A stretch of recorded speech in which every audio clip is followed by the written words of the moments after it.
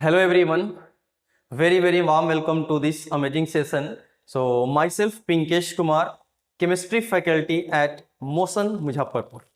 Okay guys, so today in this lectures we are going to discuss a very important questions from GOC. So my dear students ध्यान सुनिएगा, इस board पे जो है बढ़िया सा क्वेश्चंस लिखा हुआ है फ्रॉम जीओसी एसिडिक स्ट्रेंथ।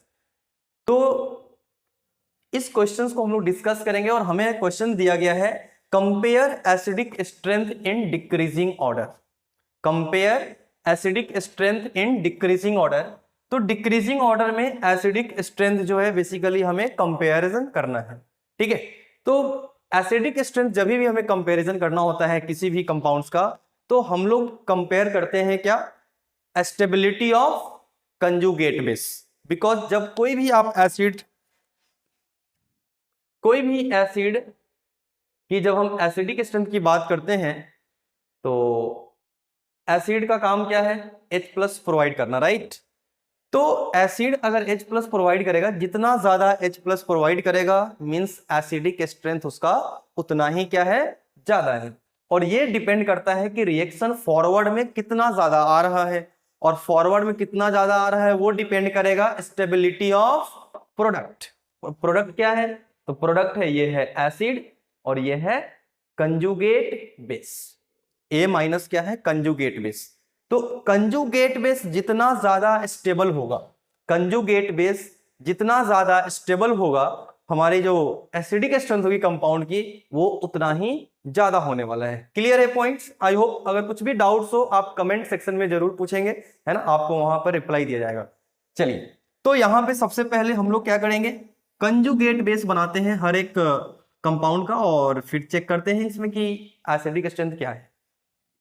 इसकी जब आप कंजुगेट बेस बनाएंगे तो C double bond O OH OH। इधर आप देखेंगे इसमें भी बना सकते हैं, हम सभी का बनाएंगे C double bond O OH, C double bond O CH3, C double bond O-। अब यहां पर जो है बेसिकली देखो एसिडिक स्ट्रेंथ कंपैरिजन करना है तो हमें सबसे पहले फाइंड आउट करना पड़ेगा इन कंजुगेट बेस का स्टेबिलिटी। तो कंजुगेट बेस का स्टेबिलिटी देखो ध्यान से बालक, इसमें जो है यहां पर जो निगेटिव चार्ज है, इस निगेटिव चार्ज की वजह से जो है इस ऑक्सीजन और हाइड्रोजन के बीच क्या बन रहा है, हाइड्रोजन बॉन्ड। हाइड्रोजन बॉन्ड, अब हाइड्रोजन बॉन्ड बनने की वजह से जो है इस कंपाउंड का स्टेबिलिटी जो है एडिशनली एक्सेप्शनली क्या होता है, हाई हो जाता है, बढ़ जाता है, जिसके वजह से जो है ये कंजुगेट बेस जो है इसकी स्टेबिलिटी ज्यादा होती है। अब देखो दोनों में अगर हम A और B की बात करें तो यहां पर भी है हाइड्रोजन बॉन्ड, यहां पर भी है हाइड्रोजन बॉन्ड, तो क्या स्टेबिलिटी दोनों का इक्वल होगा, तो आंसर है नो।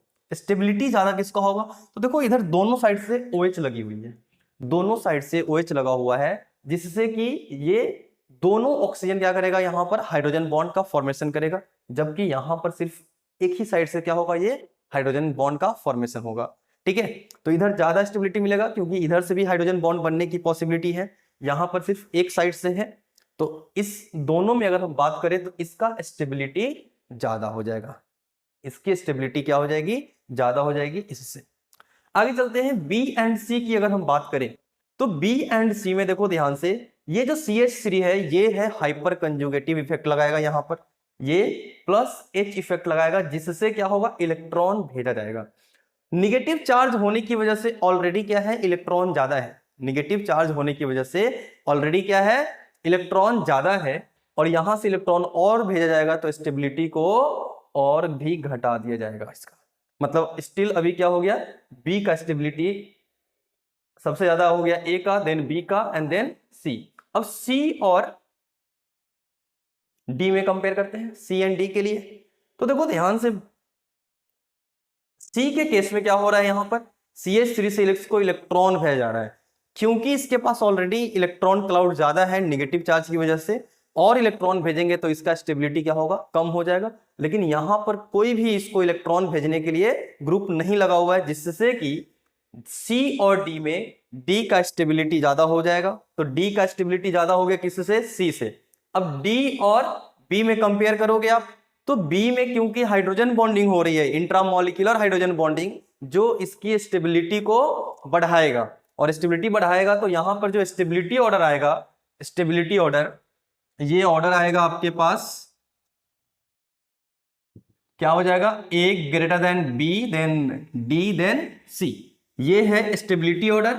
और एसिडिक स्ट्रेंथ का भी ऑर्डर क्या रहेगा, सेम, बिकॉज एसिडिक स्ट्रेंथ क्या होता है, it is directly proportional to stability of conjugate base. तो ये स्टेबिलिटी हो गया कंजुगेट बेस की स्टेबिलिटी। और एसिडिक स्ट्रेंथ भी क्या होगा, A B D then C. तो ये रहा इस क्वेश्चंस की आंसर। तो सबसे पहले आप क्या करना है, आपको पॉज करके स्क्रीन इसको सॉल्व करें, देन आप इसका आंसर चेक कीजिएगा, ठीक है।